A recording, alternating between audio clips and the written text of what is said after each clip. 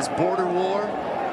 Fans called it Moonshine Throwdown. I think that's the best rivalry name, an unofficial name, but the best rivalry name I've come across. Yeah, unofficial that should become official soon enough. Embrace it. 5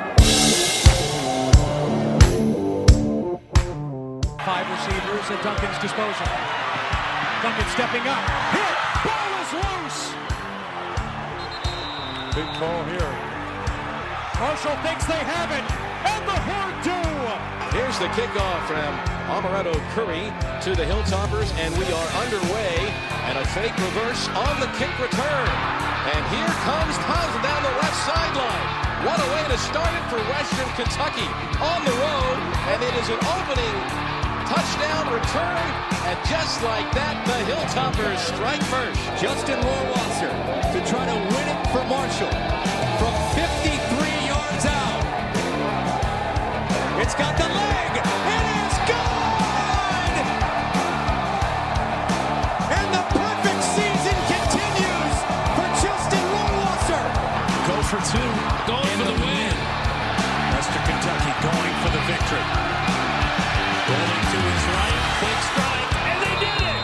Western Kentucky has ended the perfect season into the hands of Willie McNeil. A shocker here in West Virginia, and it is over for Marshall. They end the regular season 11-1. All right, welcome back to the Moonshine Throwdown podcast. We are wrapping up position group breakdowns for the Western Kentucky Hilltoppers. Got Steve back with me, and we're going to talk Topper defensive backs and the special teams. Phil still ranks the defensive back, Steve, 11th in the conference, all by their lonesome, not tied with anybody, so that's not really helping the cause. He's not high on the unit at all. And to be honest, it's not that far-fetched. There was a lot that was lost off of this unit, and we'll get into that. Total on the WKU Sports roster, 21. That's a lot of defensive backs. Portal out, a lot of action in the portal out, a fair amount of action in portal in, and then we're going to talk about big losses that are just gone. Not transferring, just gone. Portal out, Roger Cray, contributor. John Blunt, Malik how do you say his name? Osier or Okier? How do you say that? Do you remember? I don't know. Oh, Malik Okier. Okier, okay. So double C kind of gets me. Garland LaFrance, a name we saw make plays on both sides of the ball for the Hilltoppers. Devin Wharton and Avante Krim. Portal in, Trey Shaw coming over from UNC. Davion Williams coming over from Michigan State. Gotta like having that since Michigan State's on the schedule here in a couple of weeks. And losses, other losses, big losses. Devin Key, all-timer. Deontay Ruffin, high contributor. And Trey Meadows. Steve, before we get into individual guys, we got it. We can't go any farther without talking about these guys because there's some big losses that are gone either via the portal or just to the NFL, basically. Talk to me about these defensive backs. Yeah, I mean, the ranking 11th, when you lose 2 guys that are having opportunities at the NFL, I mean, Devin Key's on the roster right now, getting a lot of just kind of preseason love with the Chiefs as far as his performance and how he's been doing, even though he got burned against my 49ers for a big touchdown. No love lost for Devin Key, all-time leading FBS tackler at Western. How do you replace that? You don't expect whomever that is filling his role to be that impactful because that guy it just felt like day one he started as a freshman and he just was always there. You knew what he was going to do. He played down. He had a nose for the ball, and just was constantly in on the tackle. Who's there? Devin Key, always. Deuce was in on the play. Then you talk about Deontay Ruffin. He was in with the Bears in the preseason. I know he recently got cut, but he still was having that NFL opportunity. So a lot of talent there. Roger Cray was very productive and is gone. Trey Meadows, other than his first game last year, it was 2 years ago. First game 2 years ago, got burned a lot, but he still was productive. Outside of that, he kind of found his footing, coming over from North Carolina. or North Carolina State rather, and was a productive defensive back for it. So there is kind of a changing of guard when you have just that trio, foursome of names that are gone. There's still going to be some known players, some guys that have seen some time, but you understand the expectation to kind of be on the lower half of the conference and what to expect from them when you lose players that were that productive and you knew what you were getting game in and game out, week in and week out, because they proved it week in and week out for years. So I understand the rating, but I don't.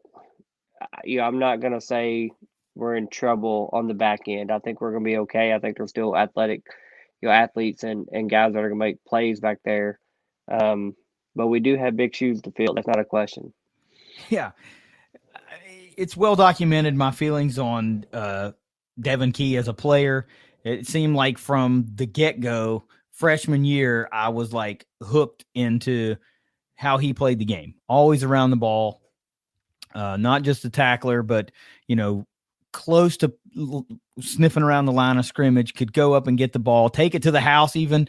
We've seen several pick sixes throughout his career. Just a all-around great player. He was good for 90 tackles a year on average every year. You don't just plug somebody in to do that. This is not, I made that mistake several years ago when we talked about quarterbacks. And I said, you don't just plug somebody in and throw for 4,000 yards and 40 touchdowns. And I'll be damned if it didn't happen.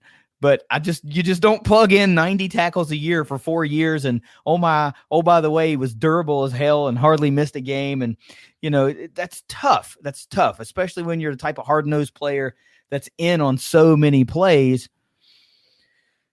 But still, here we are. You're right. You used the term changing of the guard, and I think that is about as accurate as you can put it. There is still one of the finer defensive backs in the conference that's going to be suiting up for the Toppers. But after that, it's who's going to step up now. And, I don't envy some of those guys because they're going to get picked on a lot. I talked about that in a previous episode. Who's the guy you go after? In a football game, when somebody goes in, the fresh DB, you throw right at that guy. So a lot of these guys are going to get picked on because, they want to see what they're made of. And if you can't get a stop, then they're just going to keep throwing at you all day long. And, we know that's not going to be the case with Antoine Kincaid. Fine defensive back. Excellent defensive back. 85 tackles last year. 48 solo, 55 tackles for loss, 5.5 tackles for loss, 8 passes defended in a forced fumble. I mean, he's a senior now, 5'11", 205. Excellent defensive back. First team All-Conference USA caliber defensive back. But after that, Steve, it's who's going to be the next round of guys. We've seen guys like Dominic Bradshaw make a lot of plays. We've seen Amari Alexander make plays. A guy you say that the coaches are high on, AJ Brathwaite, but still, it's got to be done. Deontay Ruffin is gone. Devin Key is gone. Trey Meadows is gone. So now it's Antoine Kincaid and a laundry list of guys that are going to have to fill a lot of tackles that are not on the roster this year. So talk to me about some of those guys. I'll give the measurables and the stats as we bring them up, but I want to know who you're high on. Who do you think is going to be in there after Kincaid? I mean, when you look at a guy like Dominic Bradshaw, who had 10 passes broken up last year, I mean, that's big. He came in last year, highly recruited, highly rated recruit. Then you got Trey Shaw transferring in. You have Davion Williams transferring in from Michigan State. It's kind of a common theme, in places where we had question marks or places where there was some turnover. We looked to the portal. We had relationships, whether it was in previous recruiting or just, hey, there's opportunities here because some big producers have left. And we were able to attract some guys from some bigger programs to come play at Western. Whatever the reasoning is or was, there's definitely some names with potential there. Just whether they've shown us it in bits and pieces with Bradshaw, You talk about Kincaid, we talk about AJ Braithwaite, and his spring and fall game performance has kind of been somebody that Crum has highlighted as, hey, I'm ready to see this guy when the lights come on. But I think there's a few other guys, we talk about Trey Shaw and Davion Williams transferring in that, they're listed as starters right now. They're on the top of that list when you're running a 5 defensive back system, and they're going to get tested. They're going to see balls go their way, and hopefully schematically, when you have guys over the top that are helping, hopefully there's a Devin Key back there helping, getting his nose in there and breaking plays up. Because there's not many one-man shows that are going to just shut people down. There's not Revis Islands, a whole ton of those in college. So unknown, unproven, but still a lot of potential in the secondary. But I do understand the lack of a high ranking. 11 is fair to me. It's not a slight by any means. I think that's fair. I can get by with, saying like, well, we've got a lot of potential there when you talk about linebackers, but for some reason, when it's like, when it's, well, we've got a lot of potential here and we're talking about secondary, that scares me a little bit because, man, that just means like if that potential doesn't get realized early and often and at a fairly high level of what you think that potential is going to be, you could be getting blown out quick in a lot of games, and that is not what you want to see happen because it totally neutralizes, almost totally neutralizes your defensive line, your weapon in the defensive line. Because if you can run quick passes and they never get stopped, and then you can't tackle anybody in space, oh my Lord, it just gets ugly real quick. You talked about Dominic Bradshaw with 10 passes defended. That is huge. It's a huge number. Tied for first on the team last year with the aforementioned Deontay Ruffin. The thing that scares me the most, and I mentioned this to you before we started recording, of the guys that are on the roster from a year ago, only one guy has an interception. That's one returning interception from the team. And I'm looking this up in real time as I'm talking to you. There were only 2, 3, 4, 5, 6, like 7 or 8 interceptions as a whole on the team last year. And like I said, only one is returning, and that's Omari Alexander. But look, you talk about AJ Braithwaite, 6 foot, 195-pound redshirt sophomore, 8 tackles last year, 4 solo, 1 fumble recovery in 11 games. Don Bradshaw, we talked about, 6 foot, 180, redshirt junior now, so he's been around for a while. You expect him to make a fairly big leap as far as the tackles go. Only 17 tackles last year, 12 of those solo, but man, 10 passes defended. That's just amazing. So more opportunity, you would think, if he's got a penchant for getting those passes defended, more opportunity should just mean more of those. Trey Shaw, coming over from UNC, 5'11", 185-pound redshirt junior, 22 games over 3 seasons at Carolina, 19 tackles, 1 tackle for loss and 1 forced fumble. And then you mentioned Davion Williams coming over from Michigan State. Also kind of like Trey Shaw, 23 games over 3 seasons with Michigan State, 14 tackles, 1 forced fumble, and 2 fumble recoveries. Davion's coming in at 6 foot, 190 pounds. He's a redshirt sophomore. There are some other guys that I think you're okay with that have played before, guys like Beanie Bishop, Cardavian Myers. We mentioned Omari Alexander. I don't really know there's no real easy way to spin it. It's just like some guys are going to have to get picked on and be up for the task. That's just the way it is. A guy that I think you should pay attention to if you're a Topper fan that you probably may not have heard of is the guy that could be a factor this year, and that's Miguel Edwards. Steve and I were talking about him before we started recording. A 5'11", 175-pound redshirt sophomore, is a JUCO guy who originally committed to Oklahoma. So anytime you have those caliber of teams after your services, for whatever reason, if it doesn't work out, it doesn't work out. But now that talent gets to find its way to Bowling Green, Kentucky, and could be a real weapon for somebody that just bursts on the scene to fill one of those slots, to fill the slot vacated by Deontay Ruffin, to fill a Devin Key slot, to fill a Trey Meadows, and to help fill those gaps a little bit. that catches everybody by surprise because nobody in Conference USA seen him play. I don't know, Steve. We can try to find the positivity anywhere we can, but until these guys get picked on and prove they can stop the pass, it's kind of the Kincaid show and everybody else.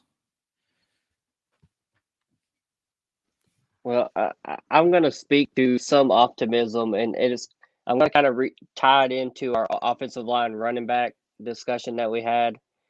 I think that's kind of a yin yang situation. When one's performing well, the other performs really well. Well, we just recently talked about defensive line, defensive tackles, and when those guys are performing well, getting pressure on the quarterback, they're causing bad decisions, quick throws, whatever that may be. With that pressure, I think some of those defensive backs can kind of lock in, put their ears back, jam people at the line, play a little closer, play a little bit more aggressive, and be the beneficiary of some mistakes, early throws, throwaways, whatever it may be. So I think if the defensive line and the Juwan Jones and D'Angelo Malones, the Darvins of the Western Kentucky defensive line do their job and are disruptive as we expect, that's going to make the job all the more easier on the back half of the defense. I don't think we're going to have quarterbacks. There's not a lot of Malik Wilsons out there like Liberty last year that could just run around and just evade tacklers. There's not a lot of those in Conference USA. So I think if we apply pressure up front, it's going to make everything easier on the back end on those guys making plays and stuff getting thrown up for grabs that may otherwise not be up for grabs. So, I think it's kind of it's a very complimentary relationship there. And that's kind of what, those positions are meant to be. We'll apply pressure. You capitalize on that pressure, on the back end. So hopefully we see some turnover chain, turnover buckets, turnover toppers, whatever you want to call it. Something needs to happen. Get the ball back for that offense. We don't want to be living out there on the field and just getting gassed and getting gashed, not get off the field on third down. So that's my optimism. Even though there is a lot of unknowns there, I think the pressure up front will help alleviate some of that pressure on the back end because I think we have guys that can make plays, especially when they're at an advantage of pressure on the quarterback. Yeah, you're right. It's not a one-way street. It's definitely a two-way street. So if the defensive line is causing bad decisions, if they're getting hits on the quarterback, if whatever it is, then it will allow for the defensive backs to have an easier road. And like I said, you just need to see it. This is not an indictment of the talent that's on the roster. It's an indictment of the lack of production that's on the roster, and whether that be through lack of opportunity or otherwise. I mean, what are you going to do? You're going to take a guy that's got 350 career tackles off the field so you can put a young guy in to get some experience? No, that's not going to happen. You're going to put another NFL caliber defensive back on the sideline so a young guy can get a opportunity? No, it's not going to happen. So again, it's not an indictment of the talent. It just needs to be seen. It needs to happen. So, all that being said, who are you most excited to see in 2021 from these defensive backs? I mean, it's tough with a couple of those, the transfer, Trayshaw and Davion Williams. Those are kind of the enticing picks. But after listening to the spring and fall ball recaps of the coaches and what they've actually seen on the field, I feel like I'm taking a cheating route out, but I'm going to go with AJ Braithwaite because if Mo Crum is excited about him, then I'm excited about him because that means he's making plays in front of the coaches in live action. So I'm going to go with Braithwaite, at the safety position. And again, you're not going to replace, Cray or Devin Key back there. You're not going to replace those guys on a production standpoint. But if he can just be reliable and, sometimes it's just about not giving up a big play.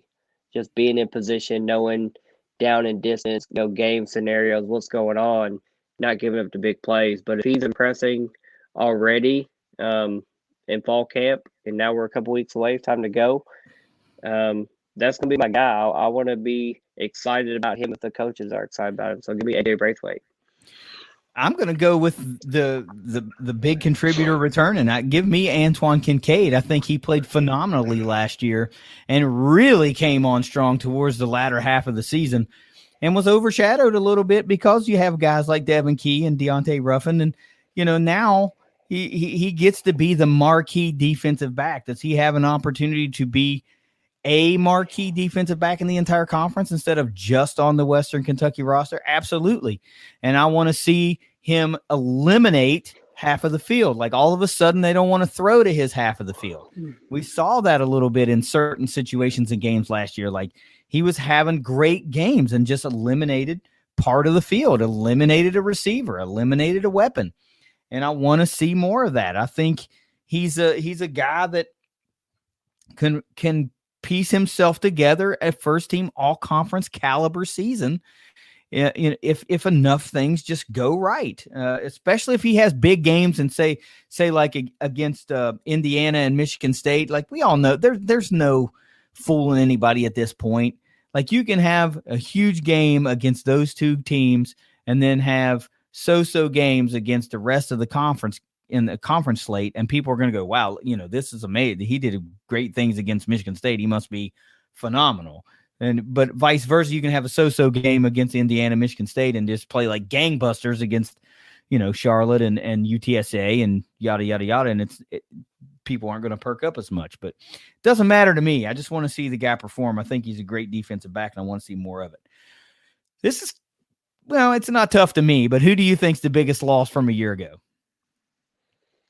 Yeah, I mean, it's definitely the mayor. It's definitely the all-time leading FBS tackler. It's definitely Devin Key, just a guy that you knew what you were getting game in and game out. I mean, that guy, we were both big fans of him on the podcast. Obviously, got to tailgate with his family, meeting his little brother that's a highly rated D1 prospect, coming into a senior season this year.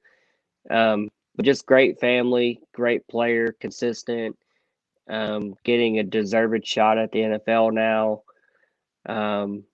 Devin Key, just great guy for 4 years at Western. I mean, that's big loss, huge loss.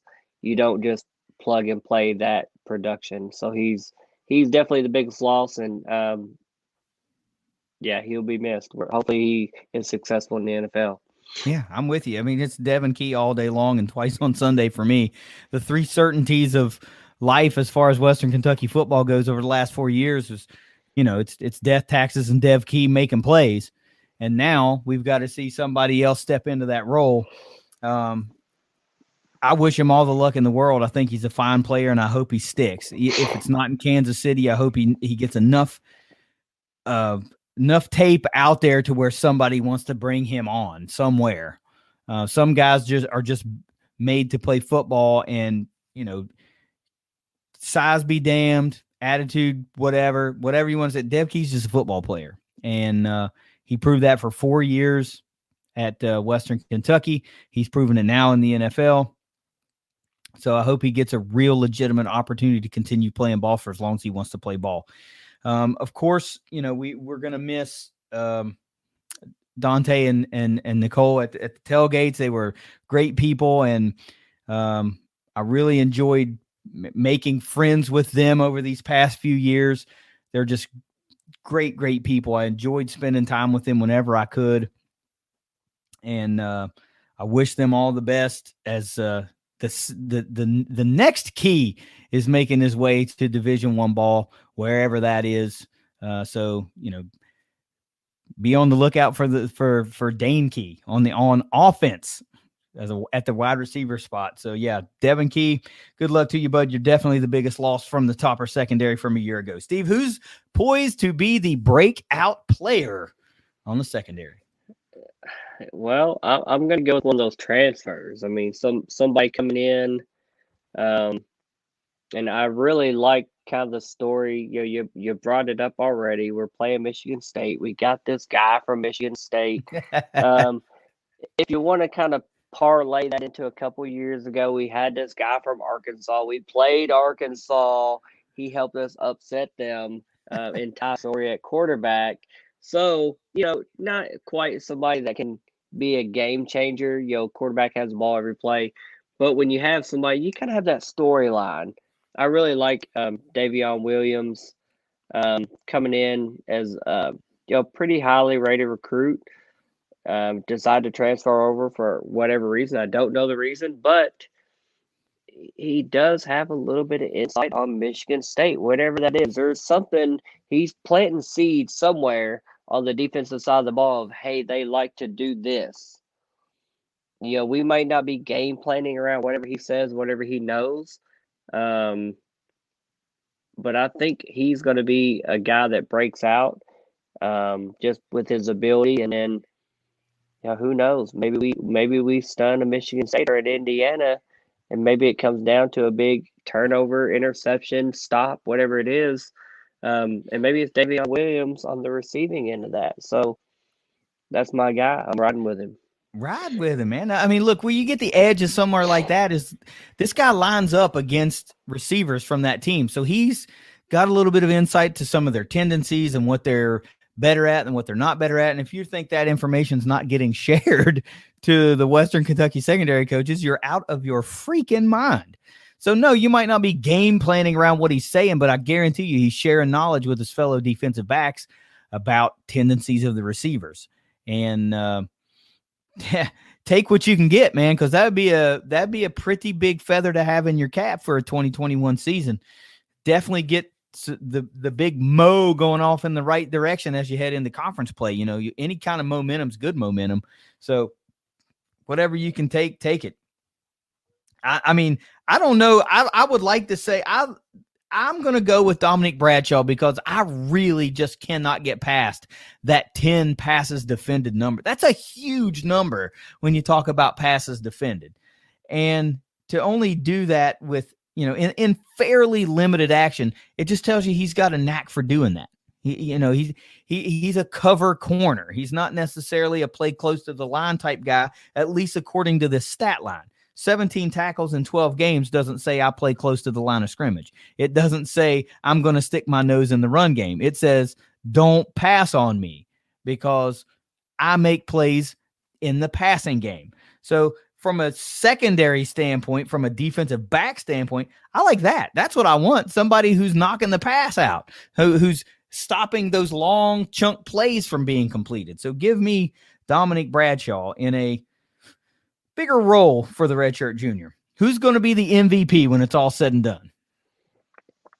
Yeah, I'm following a kind of a theme for me. I try to not repeat guys when we're going down this list of accolades and expectations. So, went with Braithwaite, went with Davion, and this is kind of my coin flip between Bradshaw and Kincaid, because Kincaid kind of known entity, been around, been productive, very athletic, nose for the ball. And you just spoke about Dominic Bradshaw and 10 passes defended, and going to get definitely more of an opportunity this year. Going to see a lot more targets and have opportunities to make more plays. I think Bradshaw, with kind of that nose for the ball that you just spoke of, I think Bradshaw might be somebody that kind of makes a couple game changing, whether it's breakups, interceptions, fumble recoveries, fumble forced, whatever that is. When you have somebody that kind of has that proven nose for the ball, I think he could definitely be a game changer, and I'm excited to see his role expand, and him get that opportunity to shine and really show what he's about.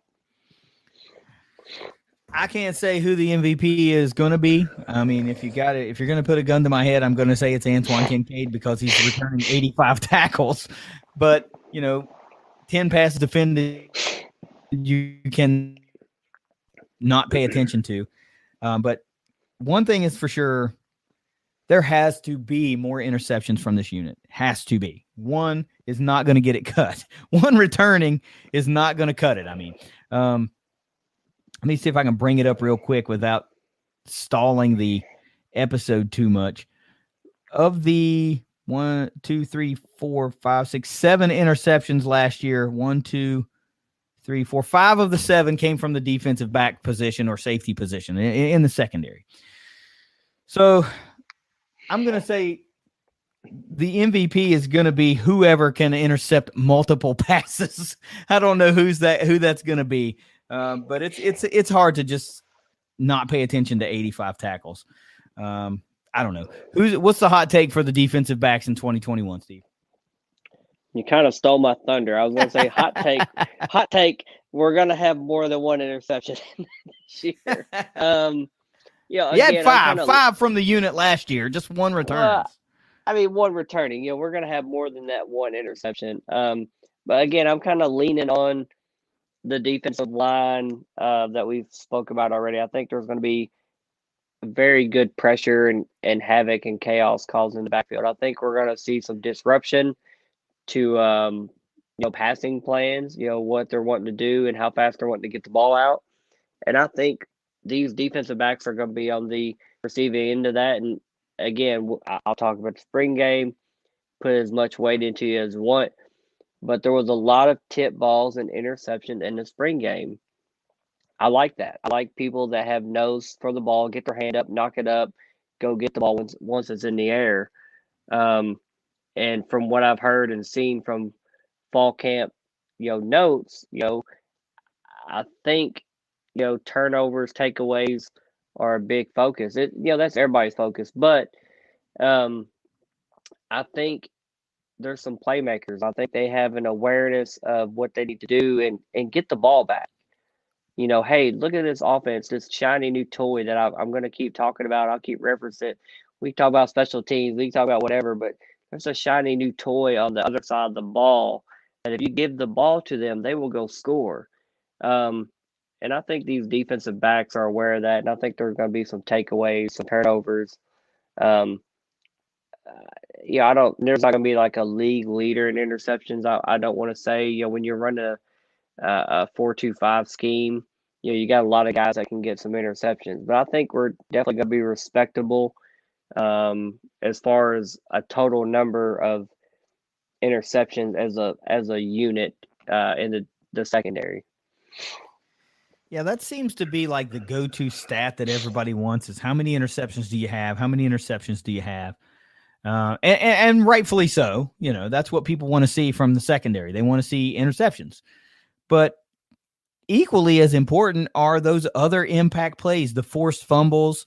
I mean, the biggest play we saw, I don't necessarily like referencing Marshall when we're talking about Western Kentucky, but I'm going to because the biggest play we saw for them last year was a forced fumble from the secondary against Appalachian State. The peanut punch into the end zone, recovered by, punched out by Brandon Drayton, recovered by Najee Johnson in the end zone to thwart an Appalachian State touchdown. So those other impact plays are just as big as interceptions. So my hot take is that we will see at least a dozen impact plays, interceptions, forced fumbles, and fumble recoveries from the secondary.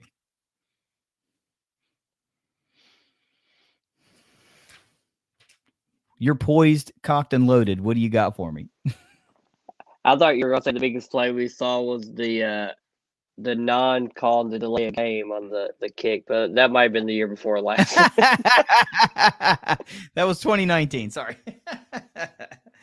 Man, you and a few other of your Topper fans are going to ride that one to your grave. The non-call delay of game.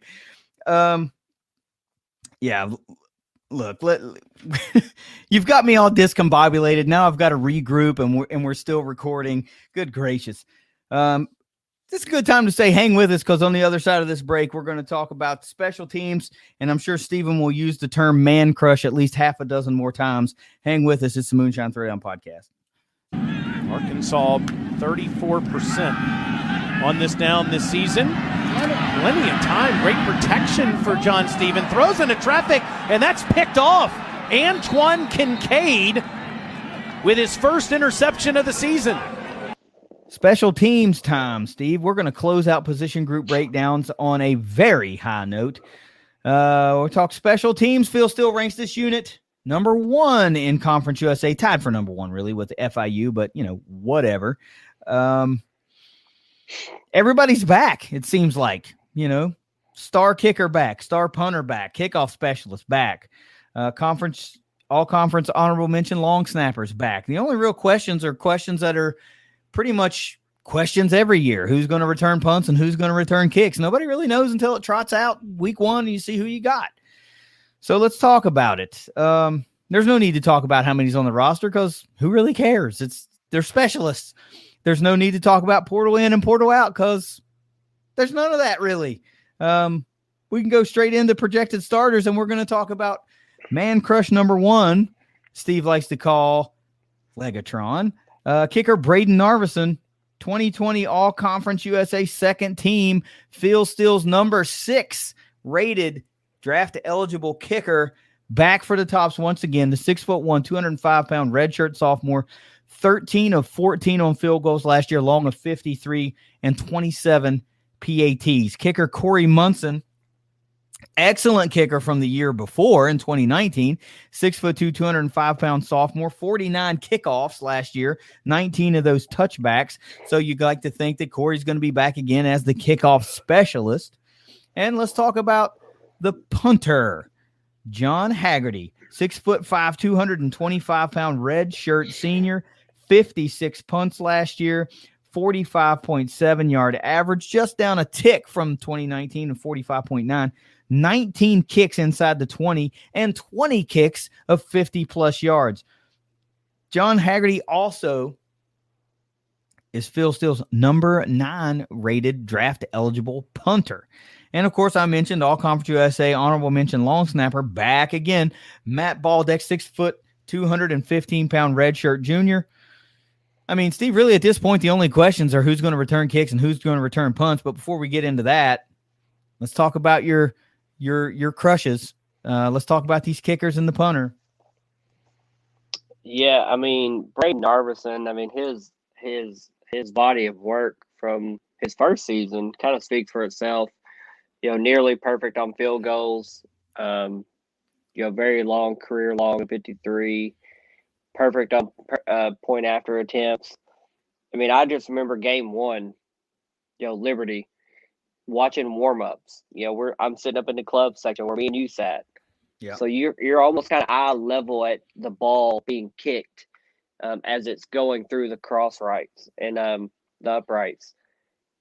A lot of kickers, if they're back at the 30, 40, 50-yard line, they're floating them through. I've never seen a kicker at Western, been on campus since 2002, that is just booming them through. And I'm talking they're lasering through the uprights. And I was just like, I remember just hitting, my wife, elbowing my wife, like, are you seeing this guy? And Legatron was born that day for me versus Liberty. I mean, I was impressed. And then, warm up, you can do a lot of things in warm up. What are you going to do when the game comes on? The game started and he was just as impressive. I feel like we're lucky to have him, known entity. You kind of know what you're getting. There's been some publication disrespect, not calling him the best kicker in the conference, whatever. Same with John Hagerty. I've seen him as low as the number 3 punter in the conference. I mean, you're going to have a hard time convincing me of Hagerty being the number 3 kicker. Corey Munson, a couple years ago was our field goal kicker. A little inconsistent, but showed he had a good leg. Kickoff specialist now and has done a good job for us. And then you talk about Matt Beldick, came from Michigan last year. Long snapper is just really one of those underappreciated positions that you don't realize how important they are until they, hike a ball over somebody's head and cost you some points or, valuable field position. So, when you got somebody that's kind of consistent back there and just does their job and you don't really know their name, that just means they're doing their job. They're not screwing up. They're not missing something bad. So you have to be really confident about the trio of people coming back because there's really strong legs and really good performances in production kind of all the way around with what we have coming back. Yeah, I'm going to take it a step further and call it a quartet because you've got a good problem here. If something happens to happen to Braden Narveson, Corey Munson is about as capable of a kicker as you can ask for in a backup. I mean, and it's unfair to call him a backup because remember, he kicked as a true freshman and did really well and won a bowl game. Won a bowl game, yeah. Won a bowl game. He won a bowl game. Like, I mean, of course, it's a team effort, but he nailed the clutch kick from, 53 yards or something like that. Or I don't remember what it was exactly, but it was 50-plus yards to win a bowl game as a freshman. And, to deal with a certain amount of adversity, to have somebody transfer in and take your job, to just not leave, which seems to be the flavor of college athletics now, like somebody took my spot. Well, I'm going to go somewhere else. Credit to him for not just doing that. He stuck it out and was like, all right, well, where can I contribute? I'll be the kickoff specialist, fully knowing that he can come in and kick if needed. You've got 2 quality kickers on the roster, and most teams are hoping to find one. And you've got 2. What a great problem to have. And then you talk about John Hagerty. I'm with you. There ain't no way this dude's the 3rd best Conference USA punter. No chance whatsoever. Annually on the Ray Guy Award watch list, and for good measure. And he could be one of those guys that could he get a look at the NFL? Sure. For some reason or another, the NFL seems to love Australian punters, and he's one of those guys. So, older guy, more mature in life, so you can tell he really has worked at his craft and has perfected his craft. So just really fortunate to have a quality punter like John Hagerty return as a redshirt senior. I wasn't sure if he was going to come back for another year, and this is going to be a nice weapon to have in the arsenal. And you're right. I love the line you used with, you really usually don't know the long snapper's name unless he's messing up. And it's one of the few positions, I guess, on a team, long snapper and holder. There are guys that go unknown more often than not, unless they're just making mistakes. So to have a quality long snapper, to have a quality holder, you got to have that. If you've got a good kicker, you waste that ability if you can't get a snap off and you can't get a hold down. So I guess the biggest questions are, who do you think is going to return the kicks and punts? I mean, there are names out there. We've talked about other position groups, and, by and large, those guys are generally receivers or defensive backs. There may be a running back that gets in there every now and then and vies for a return man spot. But I guess I don't want to say who do you think will be back? Who would you like to see back there? Who would you like to see return kicks and punts for the Tops? Well, you mentioned earlier, we were thinking about guys from last year. Garland LaFrance was one of those guys last year. You mentioned his name earlier. He was a returner last year. But who I think will be back there this year, I think Dawood Davis will be back there. I think Beanie Bishop will be back there. And then we had a recruit by the name of Ronnie Bordeaux, who I believe was a just highly heralded track star from the Louisiana area, if I'm not mistaken, like legit, like NCAA sprinter type speed. You have to think, he's a wide receiver, so he can obviously catch the ball. He's very fast. So you got to think somebody like that, you want to get the ball in their hands somehow, some way. True freshman, will he play? I don't know. But I think that's definitely a trio of guys that you could see back there taking kicks. So I think, somebody like Dawood Davis is most likely. I think Tinsley might have even been back there last year, if I'm not mistaken, a couple times. But I think Dawood is probably the most likely option, even though as a wide receiver one, sometimes you want to get away from those guys and maybe lean on a Beanie Bishop more, or Malachi Corley more.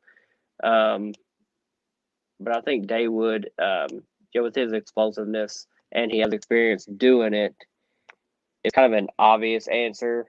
But, who knows? I think we have several options back there. I'll say, Dawood Davis has got to be, in the mix, probably more than just in the mix. But I look around and I think, all right, this might be a good spot for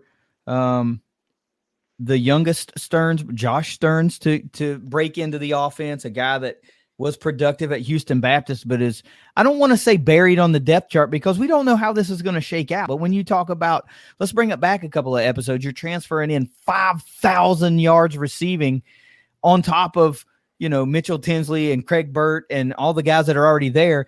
You want to get on the field somewhere, and where can you make a name for yourself? Well, it's on special teams, returning kicks and punts. So this is a great place for a guy like Josh Stearns to make a name for himself in Bowling Green, to get on the field, to earn some reps at a wide receiver position. And you brought up Ronnie Bordeaux. As you were talking, I brought up his profile on WKU Sports. Hometown Hollywood, Florida, by the way. Played his high school ball at Chaminade Madonna, which is basically a powerhouse football down in Hollywood. And says here that he played on both sides of the ball, racking up 534 yards of total offense, 445 yards rushing, 89 yards receiving. Oh, and by the way, tallying 107 tackles. Just kind of an athlete. So I would say that it's a guy that you got to put your spotlight on a little bit. 5'6", 175 pounds. You better be fast. I believe I've said that before when we talk about guys that have those type of measurables, because you definitely don't want to get hit by a dude like Juwan Jones when you're 5'6", 175. I know you're tough. I'm not saying you're not tough, but dang, those are big dudes to be hitting you. So it pays to be quick and shifty and, well, just not get touched. So punt returns and kick returns, I like a lot of the guys you said. I think you're on to something there with some of those guys that have done it in the past. But as far as guys we haven't seen and guys that are trying to break their way in, Davis transfer, the younger Stearns, Josh Stearns, and Ronnie Bordeaux, excellent picks. We'll see actually who trots out there week one and starts returning kicks and punts. Who are you most excited to see from the special teams unit in 2021?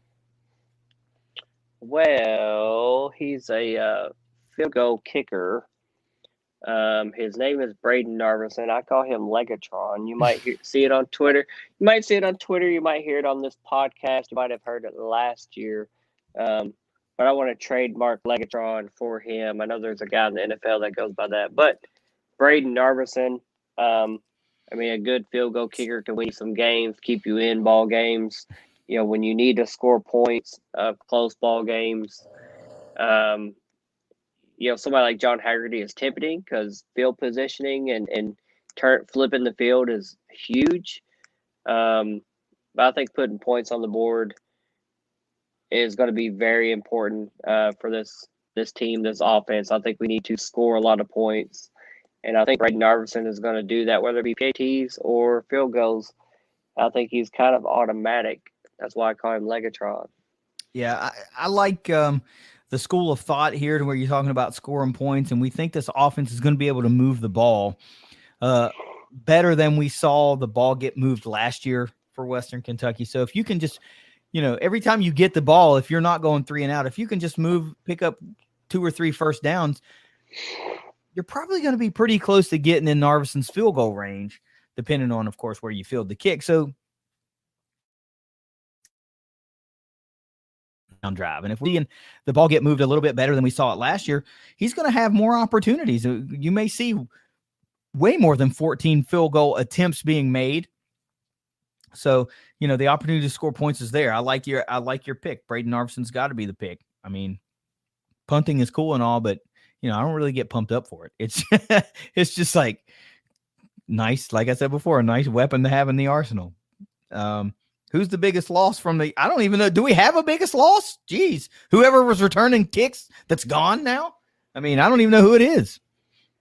I guess Garland LaFrance by default because he returned a lot of kicks last year. That's him and Jock Sloan. Jock Sloan returned a lot of kicks as well when he was healthy. So, those are kind of the default guys because they're gone. And, we have new names. We're talking about who's going to return kicks. Yeah, well. Good call. This is a tough breakout call because Braden Narvison ain't going to break out. Corey Munson ain't going to break out. John Hagerty ain't going to break out. We know what they can do, and it's just a matter of will they have to do it more.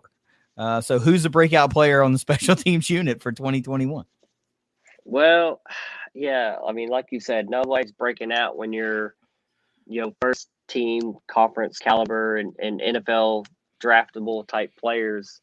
But I really think, I mean, I my crush is biased. I'm sorry, but I think Narveson is going to be somebody that's a leading scorer at Western. Somebody that's kicking every point after and a lot of field goals. We've seen kickers at Western be successful and lead the team in scoring. So I think Narveson might break out and get more opportunities just because he was kind of underutilized last year just because we didn't move the ball a lot. So while he did break out as far as me developing a crush on him last year, he wasn't hugely productive as far as opportunities on the field to show more consistency, more reliability, somebody you could put out there, trot out there anytime, and you know what you're going to get. And I think we're going to see more of that this year with an offense that actually moves the ball. So maybe a cheap selection, but I'm going with Braden because I like the guy. So you're talking about being a leading scorer type player. Yes. And off the top of your head, do you know who the leading scorer is in Western Kentucky history? Garrett Schwebman. And who is the special teams quality control coach for the Western Kentucky Hilltoppers currently? Garrett Schwebman. So you've got goat teaching kid, baby goat. So you could be in for some real record-breaking stuff going on here over the course of the next 2-3 years. And in order for that to happen, there's going to have to be some points put up in bunches starting this year. But yeah, it's a good pick. I don't know. I'm going to say whoever is, the kick returner turns into be the star kick returner for the kick/punt returner for the Tops is going to be the breakout player because could be anybody. And, we know that's a great place for guys to turn into stars. We've seen it. I keep going back to Marshall, but Talik Keaton for the Herd has been a first team all conference, punt returner since he's been on campus. And now he's going to have to break his way in and become a bigger part. He's not breaking his way in. He's going to have to become a bigger part of the Herd offense from a wide receiver standpoint. So we've seen it in Huntington to go from punt returner to wide receiver star. Now will we see it go from punt returner / kick returner to fill in stardom down the road for Western Kentucky? What's the hot take for the special teams unit? Okay, this could go a number of different ways. Where are you at with it? My hot take is neither one of these guys are going to be the third best kicker in the conference. I think they're both going to be first team kickers, both from the place kicking and the punting positions. I think we have two first teamers, not second or third, first teamers. Yeah, that's if this offense is pretty close to what we think it will be, that's going to be par for the course for Narveson. He's just accurate of a kicker, and if he's got the opportunity to kick a lot of PATs, and even if it's 14 field goal attempts again, but the PATs are up around 40, then it's going to be hard to deny. I don't know. I had a hot take and I didn't know where to go with it. You threw me for a loop when you said neither one of our guys are the third best kicker. And I'm thinking, oh, okay. So you're thinking Narveson's first team and Corey Munson's second team, but you threw me for a loop there. I know where you're going now, but yeah. I don't know. I don't know what to do here, where to go here. I like your kick. Special teams player of the year is on this roster somewhere. I don't know who it is, if it's a return man, if it's a punter or a kicker, but the special teams player of the year is on this roster. That's as good of a hot take as I can give you. Let's get some final thoughts in here as we finally closed out special teams, position group breakdowns, and we are even closer to season predictions, Moff's season predictions, and a week 1 preview. What do you got? Final thoughts? Yeah, I mean, it's kind of been a roller coaster ride of these position breakdowns. There's been highs, there's been lows, there's been known entities, there's been unknowns, question marks, expectations from guys returning, new names that we expect to come in to make a splash. So, all in all, you know, you have to be optimistic about the team. You know, it feels loaded. It just feels like there's a lot of talent at a lot of positions, even if some of it is unproven and unknown as far as results on the field right now. I think you have to come in and be optimistic versus, you know, what we saw last year, especially offensively, points per game. You know, I think the Western Kentucky fan base as a whole should be in for a pleasant surprise. You know, maybe not a surprise, but just in for just a more enjoyable game experience week in and week out. I think it should be a more offensive output. You know, that's just the easy way out of it. But yeah, it's been fun breaking down every position and get to talk about players, new players every year, returning faces, and just really excited for, you know, season predictions and week one previews. Is literally right around the corner, less than 2 weeks away. I would say that I'm more optimistic about this team this year as I was last year. Now, given there are position groups that I'm not as optimistic about versus what was on the field a year ago, but there are some that I am far more optimistic this year than what was on the field a year ago. Namely, far more optimistic about the quarterback position, far more optimistic about the running back position, not nearly as optimistic about the secondary, but you know, anytime you lose that type of production, that's just comes with the territory. But when you sit down and you look at everything, you got to think that you're in a way better position than you were a year ago. All things considered, Western Kentucky is probably a better team this year than they were a year ago. Will that ultimately equate to wins? That remains to be seen because we didn't break down every opponent yet, and we don't know what everybody else is bringing back. So, you know, all the rankings and all the stats and all the everything in the world doesn't amount to a hill of beans unless you can beat the man that lines up in front of you every weekend. So we feel good about where the Toppers are at. We think that they can vie for an East Division championship, but trying not to get too far ahead of myself right now. You can't crown them right now. We're still in late August, or, you know, we're knocking on the door of September. So nobody wins a championship in September. I mean, you got a lot of football to be played. Everybody's going to deal with adversity. Everybody's going to deal with injuries. You're going to deal with bad breaks and bad calls. And we all know what Conference USA referees are like. So you got to take everything as it comes to you. But all things considered, I think Western Kentucky is in a better position this year to compete for a championship than they were last year, and that's about all you can ask for. So if you haven't bought your tickets yet, go buy your daggone tickets. You hear my dog snoring? Yeah, my dog is – that's what you hear. If you're listening to the podcast and you hear the occasional snore, that's my dog in the floor. But buy your tickets. It's going to be a fun ride this season. I think it'll be quite enjoyable. Tickets are on sale right now. Go buy one. Go buy two. Buy four. Just be at the game. Have some fun and enjoy a cold one and a good meal and good folks. So, Steve, let's get the heck out of here. Position group breakdowns are done for another year. I will say G-Mini Christmas with the transfer portal blowing up like never before. This was more challenging than ever before. but fun, I must say. Challenging but fun. So go ahead and let's get us out of here, and we can look forward to season predictions and a week one preview coming up soon. All right. Go, Mommy. Go Tops. Go Herds. It's the Moonshine Throwdown Podcast. Later.